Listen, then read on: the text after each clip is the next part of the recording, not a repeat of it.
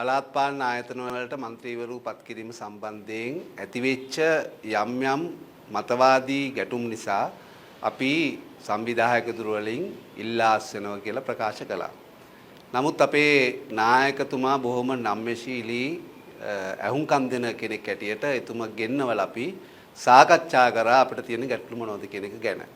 ඒ සාකච්ඡා වලින් එතුමා ඉදිරියේදී මේ දවස් දෙක ඇතුළත යම් තීරණ ගන්න නියමිතයි. ඒ සඳහා අවධානය යොමු කරලා කටයුතු කරනවා කියලා සාධනීය පිළිතුරක් නායකතුමාගෙන් ලැබුණා. ඒ නිසා අපිට වෙනත් කිසිම ප්‍රශ්නයක් නැහැ. වෙනත් කිසිම දේශපාලන පක්ෂවල වමනාවලට කටයුතු කරන්න අපට වමනාවකුත් නැහැ. අපි ඇත්ත වශයෙන්ම සටන් කළේ අපේ ප්‍රාදේශීය නායකයෝ වෙනුවෙන් ඒ අය වෙනුවෙන් කතා කරන්න එක අපේ යුතුයකම හැටියට සලකලා නැතුව මේ මට පෞද්ගලිකව മന്ത്രിකම් ගන්න නෙවෙයි.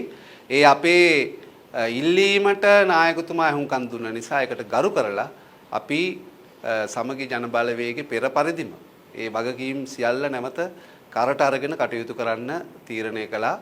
ඒ අනුව ඉදිරියේදී අපි පක්ෂයත් එක්ක අපි කටයුතු කරගෙන බලාපොරොත්තු වෙනවා. මින්ට පෙර කටයුතු කරපු දේශපාලන ව්‍යාපාරවල තිබුණට වඩා බොහොම ප්‍රජාතන්ත්‍රවාදී නම්‍යශීලී අහුම්කම් දීමක් අපේ නායකයෙක් තියෙන ගැන අත වශයෙන්ම අපි ප්‍රශංසා කරන්න ඕනේ.